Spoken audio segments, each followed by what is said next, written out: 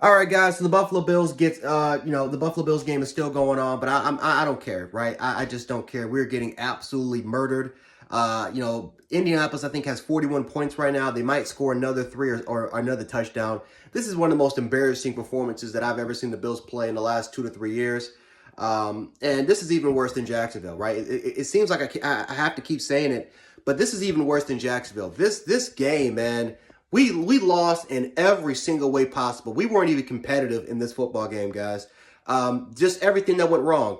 Penalties, miscues, terrible weather, which clearly affected our offense. Couldn't block anybody, couldn't stop the run. We lacked physicality. We got out coached. Every single thing that you could potentially potentially think of that could go wrong for the Buffalo Bills, worst case scenario, you can add on to that because it was double, because you can double that. It was really bad. Very bad.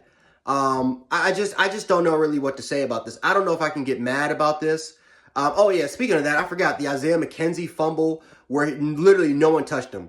No one touched him, and he still somehow some way was able to fumble the ball. Then Sean McDermott didn't even want to challenge the play.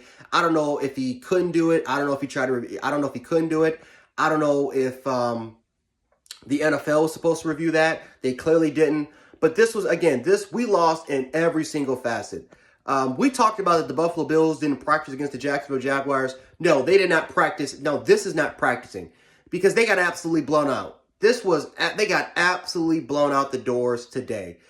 Josh Allen once again continues to struggle when it comes to making comebacks.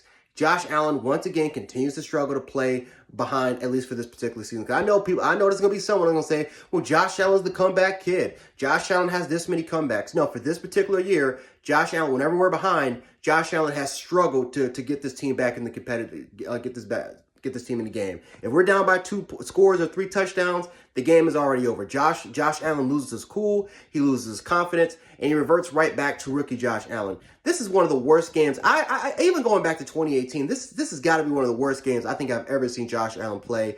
Had no zip, just kept forcing a lot of his throws, wasn't really going through his progressions, was literally just a one-read quarterback. Again, stepped up in the pocket at the wrong times. But then again, his offensive line was absolutely atrocious again. But I'm not going to put it on the offensive line. Josh Allen deserves a majority of this blame. But the offensive line continued to suck. Why? Because Spencer Brown was on the COVID reserve list.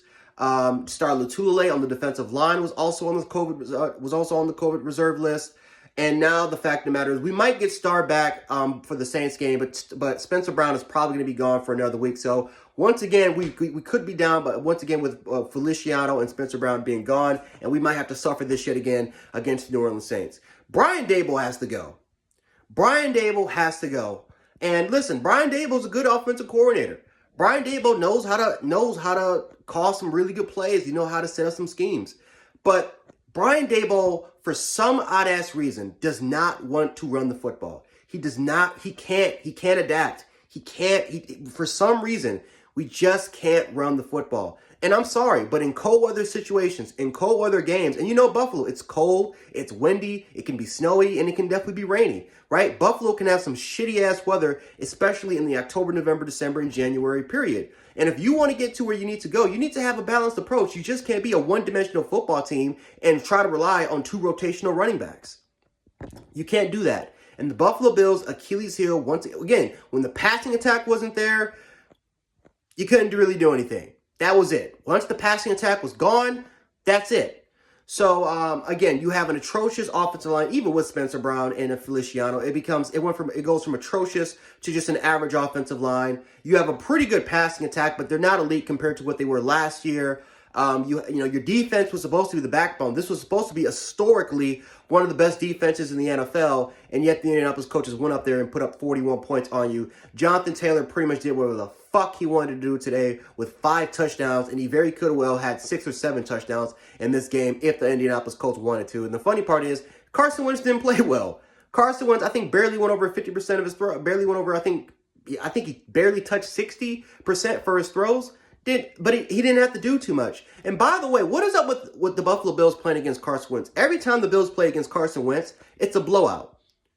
and that's negatively going towards the Buffalo Bills. He blew us out with the Eagles, and he's now going to blow us out with the Indianapolis Colts. I guess it's just bad luck playing against Carson Wentz. But the Buffalo Bills, man, just lost in every single facet imaginable. This is an embarrassing loss in every single scenario that you can potentially think of. And no, this team is not a Super Bowl contender. This is not a Super Bowl contender. I said that after the Jacksonville Jaguars. But just to remind Bills fans after the Jets game that continue to believe that we are a Super Bowl contender, we are nowhere near a Super Bowl contender. This is not a great Buffalo Bills team. Could we reach 10 games? Yes. Could we win? Could we even reach 11? That's right now our best case scenario.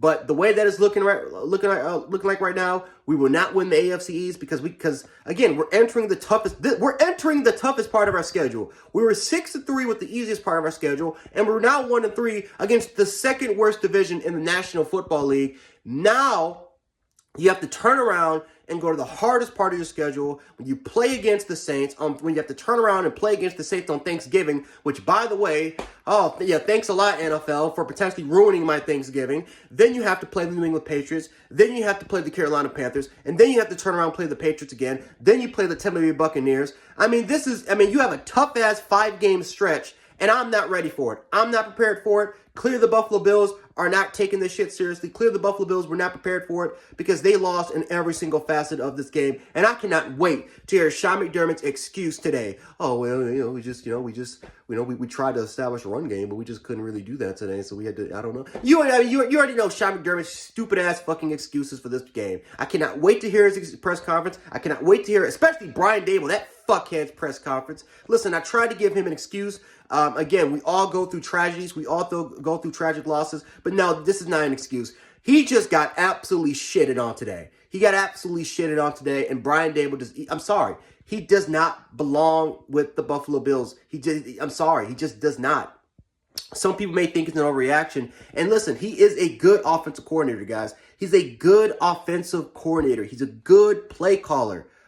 But you got to think of his ideals. You got to think of what he wants with this team. We can't when we play against good teams, good defenses, we struggle throwing the football. And once the passing attack is gone, that's it. You beating the Bills.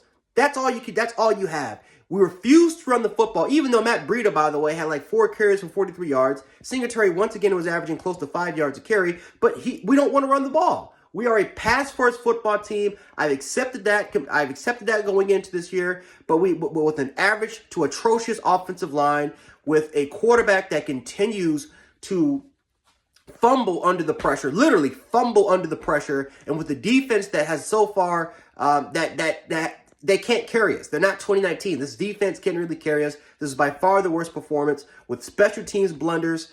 I don't see the Buffalo Bills going really far this year. I think best case scenario, we're going to go maybe 11-6, 10-7. I could see us going 10-7, being a wild card football team, but that's just about it, guys. So we'll see what happens against the Saints. We'll see if the Buffalo Bills can turn it around. But this is by far just a disgrace, a horrible performance by the Buffalo Bills, one of the worst I've seen. But yeah, congratulations to you Colts fans. You guys absolutely deserve this win. But Bills fans, man, if you guys are still optimistic, man, good for you guys. But for me, I'm done. I'm done. I've given up of the Buffalo Bills going to the Super Bowl. I'm done with that. I'm just ready to see what the Buffalo Bills will do. See if they'll make the playoffs, and I'm just ready to just go into the offseason. I'm ready for this football season to be over with already. But anyway, guys, this is Jan Sports, aka Jan716. I'll catch you guys later. Peace.